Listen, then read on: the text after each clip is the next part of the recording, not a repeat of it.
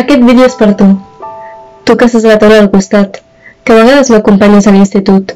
Tu i jo compartim pati i moltes assignatures, discoteques, festa major, colònies, que tenim molta complicitat, però entre nosaltres hi ha una frontera invisible. Hi ha tantes coses que no Tu saps. que veig com em mires. Sé que t'agrado. Podríem sortir junts. Tu creus que som dos adolescents iguals perquè aquesta societat no para de repetir-nos que un home i una dona són iguals. Però no ho som, perquè hi ha tantes coses que no saps. A tu, que un dia podríem treballar a la mateixa empresa. Podríem ser amics i explicar-nos les coses de tant en tant. Fins i tot, podríem tenir una relació seriosa i tu voldries que forméssim una família i tinguéssim fills. Podria ser, però abans t'hauria d'explicar tantes coses que no saps. Des de ben petita em diuen coses que tu no et diuen. Princesa, bufoneta, nina dels meus ulls. A tu et deien valent, fort, machote. Algú ens ha repartit els colors. Algú ens regala nines i camions sense explicar per què ho fa. Quina ximpleria, pensaràs. Durant molt de temps, nosaltres mateixes les hem considerat ximpleries. Ja no. A vegades tinc dubtes. No sé si totes les coses que no saps t'interessa saber-les, perquè voldria dir que tots els teus privilegis, que no són teus, sinó del teu gènere, els podries perdre. Al final, hauràs de decidir si vols saber o no. Tampoc sé si ets del tot conscient del que et parlo. Les coses són així i sempre han estat així i no hi ha moltes ganes de canviar-les. A vegades dius que m'entens, però és molt difícil que m'entenguis de veritat, perquè hi ha tantes coses que no saps i que no has sentit i que no t'han fet sentir per ser només una dona. A tu ningú t'haurà dit com t'has de vestir. Quines parts del teu cos has d'amagar i quines has de lluir. I segurament tampoc hauràs suportat mirades ofensives i comentaris barroers.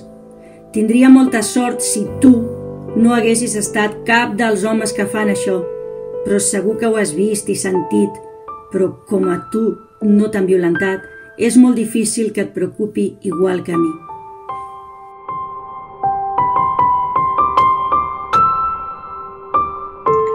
Segur que no saps com em sento quan vaig sola pel carrer a la nit. Tu això no ho pots entendre. Pots imaginar-te la por, però no l'has sentit. La teva respiració no s'ha accelerat. La teva ansietat no t'ha paralitzat. Violació és una paraula que a tu no et provoca res. A mi sí. Quan surtis aquesta nit no separis massa de les teves amigues. Si prens alguna beguda, vigila el got. No sigui que et fiquin alguna droga per fer amb tu després el que vulguin. Si ves un altre lloc, passa amb l'ubicació. I sobretot, no et fiquis al cotxe de ningú, ja vaig jo a recollir-te. I no facis mai el que tu no vulguis. Els que es diuen els nostres pares és vital per sentir-nos empoderades o porugues. Si sempre t'adverteixen dels perills de la teva vida, transites per ella com a defensa contínua, sempre alerta. Exprés contra violadors, telèfons preparats, canvis de voreres, mirades preventives.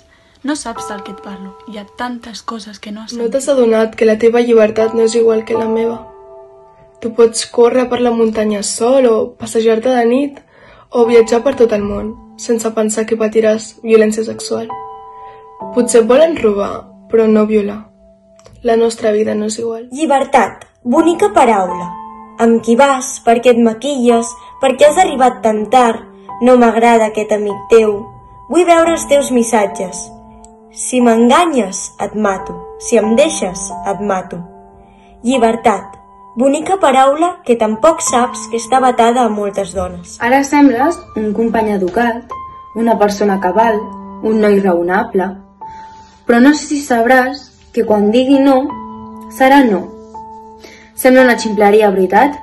Doncs sí, no hauria de significar sempre no. Hi ha tantes coses que no has sentit i serà tan difícil que et pugui explicar. Imagino que no seràs així. M'agradaria creure que no. Que el primer problema que tinguem no tindràs enganxada a la teva boca la paraula puta. És un punyal que se'ns queda clavat una vegada i una altra, de manera inevitable, però real.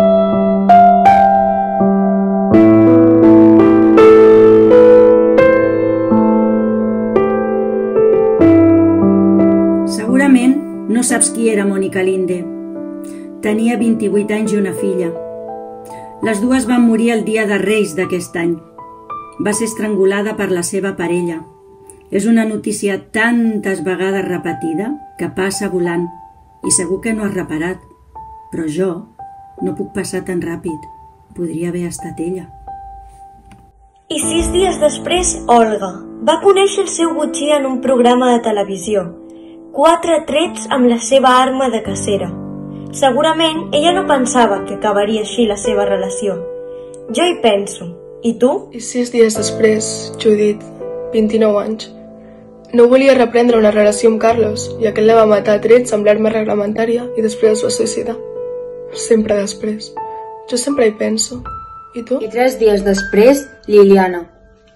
S'havia divorciat, però havia de compartir vivenda amb l'home que la va assassinar davant dels seus fills. El mateix dia que estrenava feina, imagino les il·lusions. No paro de pensar en el futur d'aquells nens, que van veure com mataven a la seva mare. Tu també penses en ells? Un dia després va morir Maria Concepción, i 3 després Manuela, i 3 després Rosa, i 2 després Lorena, i 6 després Clara Maria. Sempre són dones assassinades per les seves parelles. I jo penso en elles.